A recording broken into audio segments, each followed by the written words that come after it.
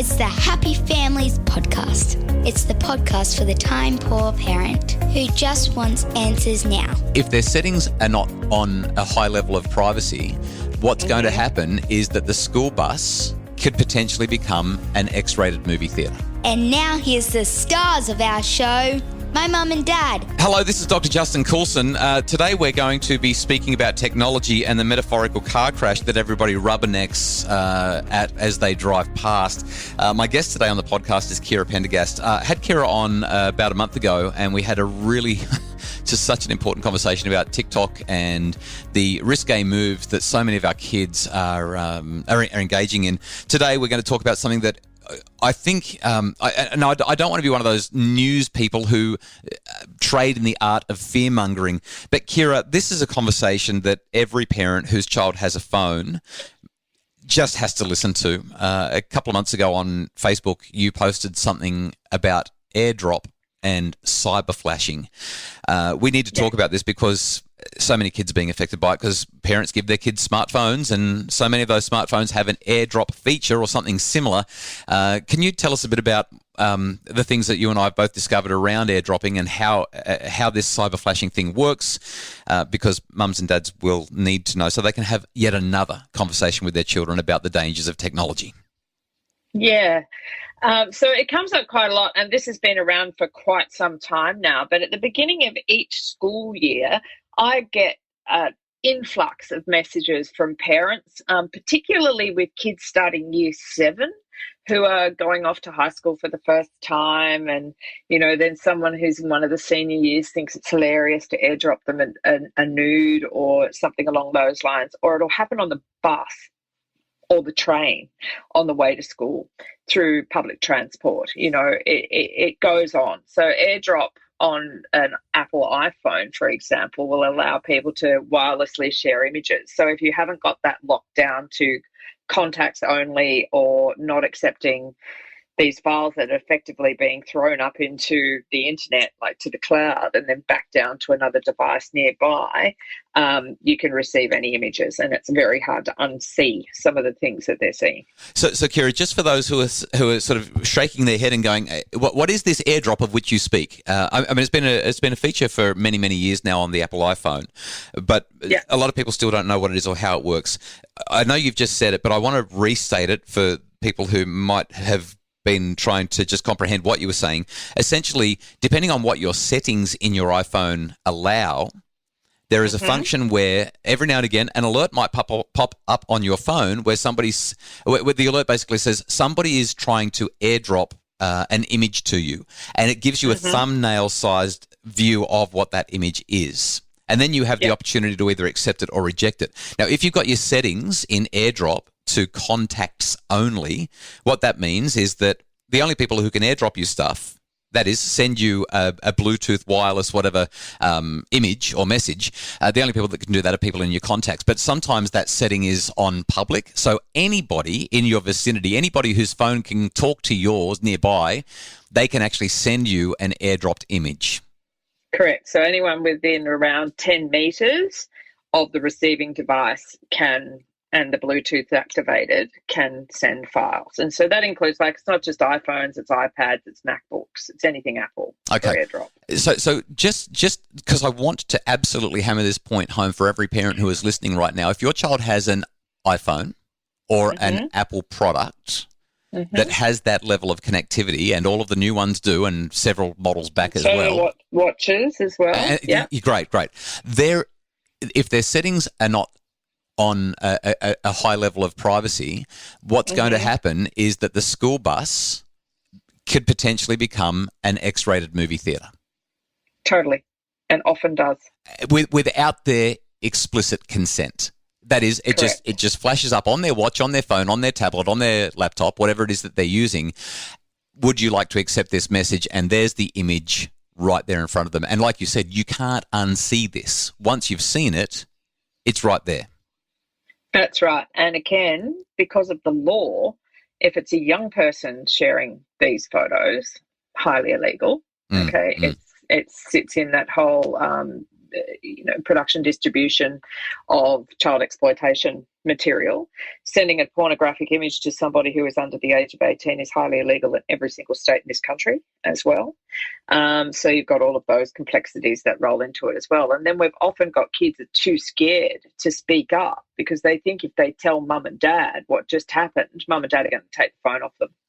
Right, So and that's the obvious knee-jerk reaction, right? Oh, my goodness, it's not safe. You can't have a phone. Here's what I'm taking it away from you, and I'm going to – I mean, for years I've been saying that smart parents give their kids dumb phones anyway. Like, your young kids don't need a smartphone, but it's harder and harder to get a dumb phone, and increasingly kids are saying, oh, I don't want a phone if I can't have a smartphone, because they look like they're a loser in front of all of their friends. So parents are kind of – it's one of those things. What do we do? So piece of advice number one, Kirra, I presume, get the settings right. So set your settings so that they're private.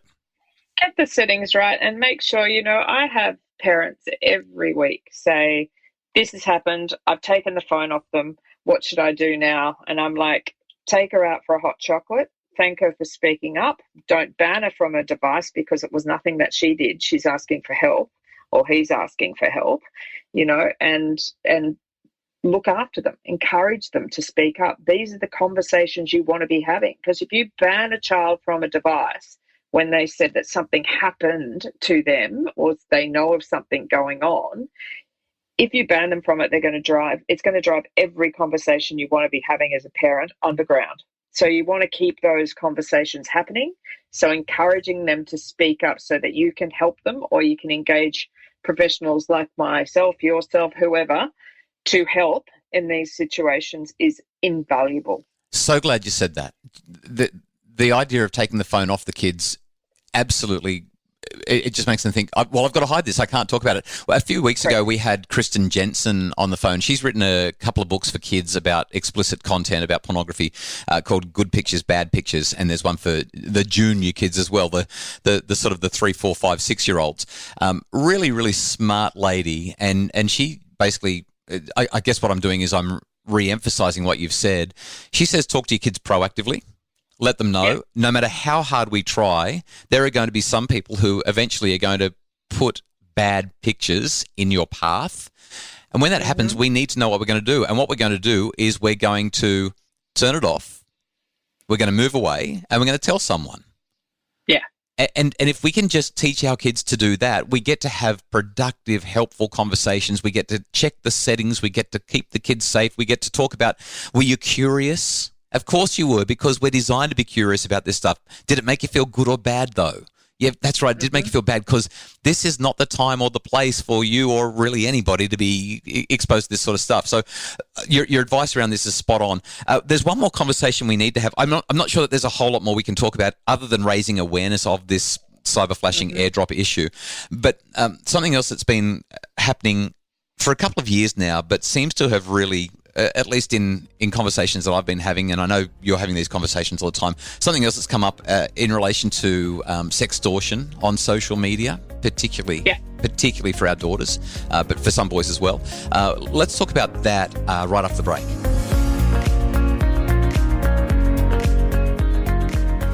Between 15 and 20% of teens have anxiety. Anxiety is one of the leading causes of mental illness in our children. And as parents, we want to know, where is it coming from? Can we stop it? And how do we help our children just feel better? Start by learning how to recognize anxiety in your child, how to respond, and how to give them hope. And the Anxiety in Your Child webinar can help. It's available at happyfamilies.com.au. It's the Happy Families Podcast, the podcast for the time poor parent who just wants answers now. It's Dr. Justin Coulson today, spending some time with Safe on Social's Kirra Pendergast, who is, I think, one of the nation's leading experts in all things tech when it comes to keeping our kids safe online.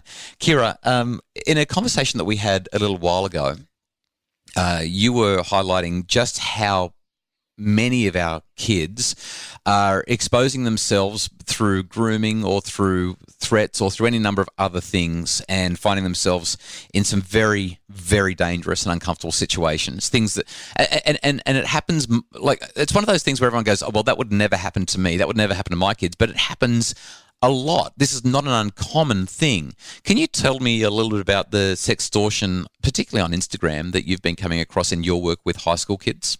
Yeah, you may want to put a big disclaimer across this, or a big warning. Content warning, yeah. Content warning of a huge level here. There's no way that I can sugarcoat what's going on in this space. It's a blunt conversation. Teens are curious. Through direct message on Instagram, they will often get messages from people that they don't know that link them straight to pornographic adult entertainment websites. They will get messages. I've had everything from catfishing, which is when someone's pretending to be somebody else, and it could be other kids in a school, and they're using it for a laugh, and they've sent images to a young person, boy or girl, pretending to be someone of the same sex, opposite sex, or whatever that child is leaning into at that particular point in their life, and pretended to be someone that was interested in them, convinced them to send a nude photo, and then shared it or used it as a joke. And then, the sextortion that I'm seeing more often than not at the moment, and for those that don't understand what that is, it's literally a combination of the words sexual and extortion. It's a very serious crime when someone threatens to distribute intimate or private and sensitive material of a sexual nature without your consent. Now, when anyone is under the age of 18 in Australia that's involved in that is distribution of child exploitation material. So again, it's highly illegal. And there's a multitude of laws around that I'm happy to provide you a list of them all, Justin, if you want to put them in the show notes. I've written them all out. So what they'll do is they'll often target people, and through direct message on Instagram, or direct message requests, I should say, they're never going to come from a child's friend. They're going to come from some random person that is trying to exploit that child. And recently I had a case where the girl involved was 16. She was actually at home sitting on the couch next to her mother when she got a direct message request on Instagram. So that little ping that goes off, the notifications that we always encourage kids to turn off so they're not tempted to look at that. The ping went off. She's had a look, gone into this message. The person said, send us a nude in 60 seconds or we're going to send this image. And they cropped an image of a young woman laying naked on a bed from neck to knee. We're going to send this image to the last 3 people that clicked like on one of your Instagram photos and say it's you. And she called their bluff and blocked it. They came back under another username, and they did that 5 times. And on the last one, they said, we told you, and they did it. And so they sent it to 3 boys, it ended up being, in the same town as this young girl who she played sport with on the weekends. And so she was, a mess when she came up to me after the session, because I'd explained what this was in my high school session. And she said it had happened to her the night before. I explained that because it was a disclosure, we had to go and talk to the principal. And we did that, and we called the local police and her mum, and they all came in, and the police went to the boys at the other school and said, it wasn't her. And they were very respectful young men, and they said, we didn't think it was.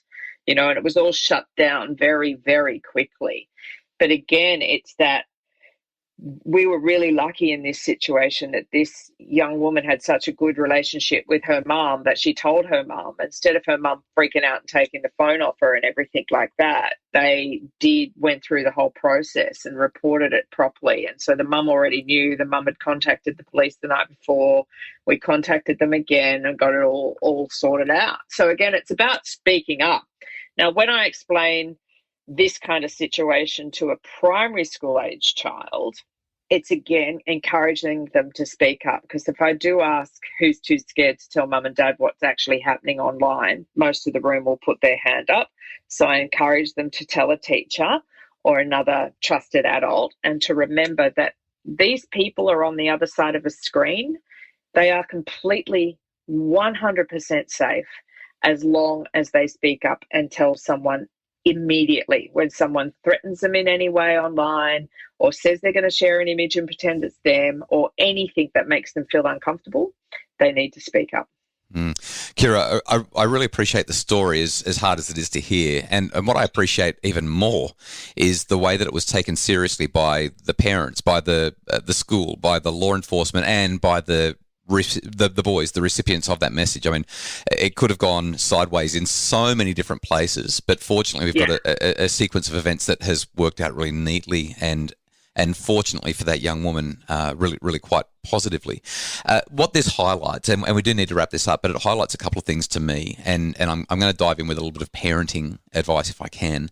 First off, we've just got to be talking to our kids consistently. Like, we've got to be in their lives and monitoring, not in a let me snoop over your shoulder and have a look at everything you're doing because I can't trust you way, but rather having regular conversations and checking in, like you've said in our discussion, making sure that they know who is following them and who they're following, making sure that they do regular clean outs, make sure that their feeds are full of inspiring and positive ideas rather than negative ones, and perhaps most importantly of all, teaching them that you don't open direct messages on Instagram or any other app from people that you don't know. I mean, you and I, I'm sure, have had countless messages that come into our inboxes from people that we don't know.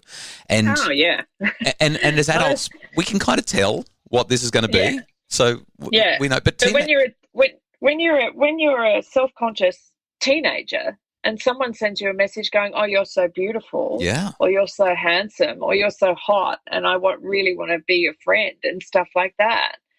If they're lonely and bored in their bedroom at night, they're more likely to want to do that. That's why, my number one tip for parents is always ban the phones from the bedroom and the bathroom. Full stop. End of story. Yeah. Been over that. With 6 daughters, you can imagine how many times I've had that conversation with my kids.